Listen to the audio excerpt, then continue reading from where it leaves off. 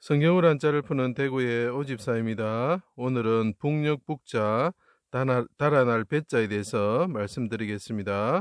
비수 비자가 있고 이것은 뭐 나무 조각상이라 하지만 제가 보기엔 그렇지 않습니다.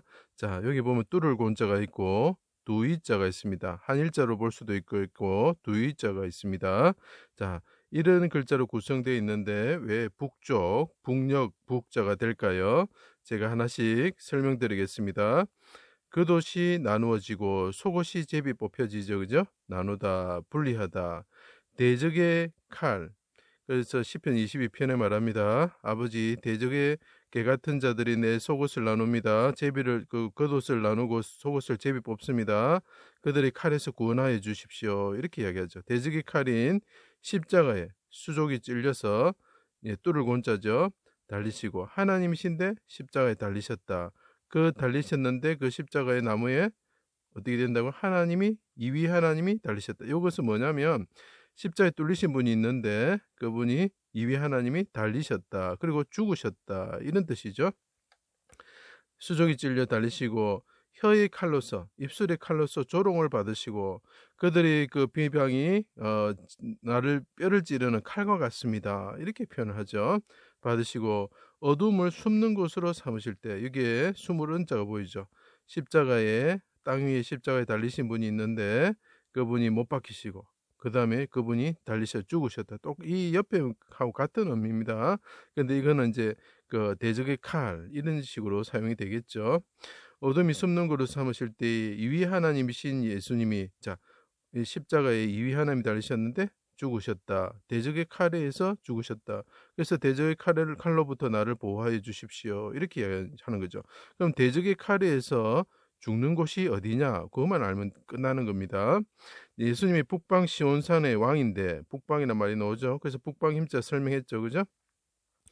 자, 그분이 예루살렘 북쪽 골고다에서 크게 부르짖으시고 운명하셨다. 어둠이 임할 때 어디라고요? 예루살렘 북쪽 북방 시온산의 임금인데 예수님이 이위 하나님이죠.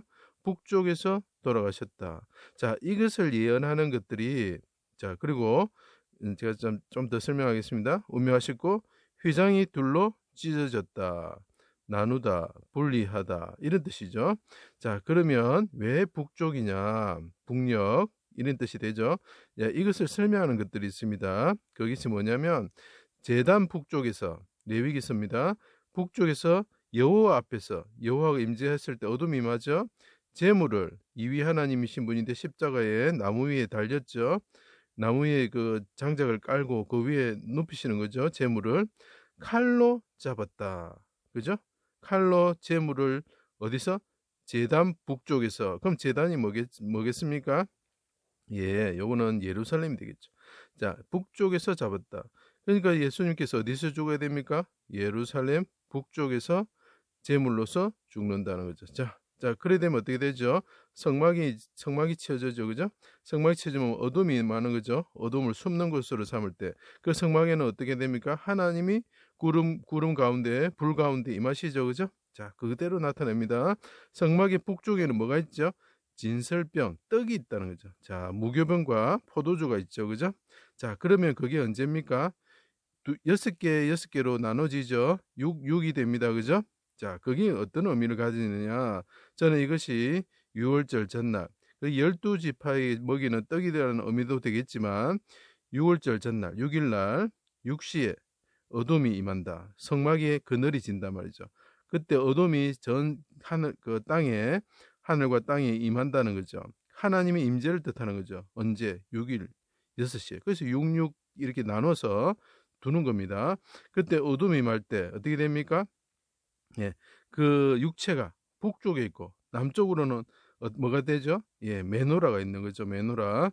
그 등잔대가 있는 거죠. 서로 분리가 된다는 거죠. 죽음에 이르시가지고 영은 떠나시고 밑에 메노라는 성령을 뜻합니다. 영이 남쪽으로 끌려가시고 본체가 자기의 육체는 북쪽에 있게 된다. 그래서 이것이 북쪽에서 그 일이 일어난다는 것을 계속 설명하고 있는 겁니다. 자, 그 다음에 여호수아가 예슈아라 그러죠. 예수와 같은 말입니다. 그러니까 이거 폐허된 성, 황폐해진 작은 산, 이거는 예루살렘 시온산을 뜻합니다. 북쪽에서 진을 치고 밤의 골짜기에, 자, 어둠이 마저 똑같은 걸 계속 설명합니다. 사망의 골짜기, 이 심판의 골짜기죠. 요엘서에도 표현하고 시편의 23편에도 표현하고 있습니다. 들어가서 아라바에서, 사막 근조지라는 뜻이죠. 예수 그리스도께 목이 말라고 그가 바짝 말랐다는 거죠. 그곳에서 아이방과 싸워서 거짓으로 패한 척하고, 아이방의 그 칼에 패한 척하고 거짓으로 패한 척하고 도망갔다. 달아날 배자가 되는 거죠. 대적에 보기에는 단안하고 패한 것처럼 보이지만 그분이 하늘에 오르시다. 이 하늘이라는 것은 북쪽 아람을 뜻하는데, 이것은 북쪽과 동쪽은 어디를 뜻하냐면 하나님이 있는 곳. 자, 이것을 개념을 잘 잡으셔야 됩니다. 가나안 땅은 낮은 곳, 땅을 말하고 왼쪽으로 서쪽 남쪽으로 갈수록 어떻게 된다고요? 애굽을 뜻하면서 이것은 소울을 뜻합니다. 자, 그래서 그렇게 생각하시고 성경을 보면 이것이 십자가 사건임을 다 이해할 수가 있습니다. 자, 그래서 북쪽으로 달아나게 되는 거죠. 북쪽으로, 그죠? 하나님께서 나군에 이를 것이다 하고 강도에 이야기하죠. 하나님, 예수님께서 대적의 칼에 죽은 것처럼 패한 것처럼 하면서 북쪽에서 진을 치시고, 북쪽에서 진을 친다는 건 무슨 말입니까? 그 사건이 아이성 위쪽에서, 그러니까 예루살렘 위쪽에서 그분이 대적과 싸우신다는 거죠.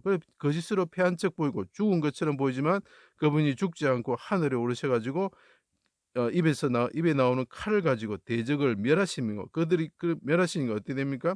그들이 패하고 등을 돌리고 도망치게 된다. 달아나다, 배하다, 등지다. 그래서 거짓으로 패한 것처럼 보이지만, 달아나는 것처럼 보이지만 나중에 그분이 오셔가지고 멸하게 된다. 그분이 십자가의 대적의 칼에서 십자가에 달려가 죽은 것처럼 보이지만 어떻게 된다고요? 도망간 것처럼 보이지만 그분이 다시 오신다. 이런 거죠. 그래서 대적을 멸해버리는 거죠.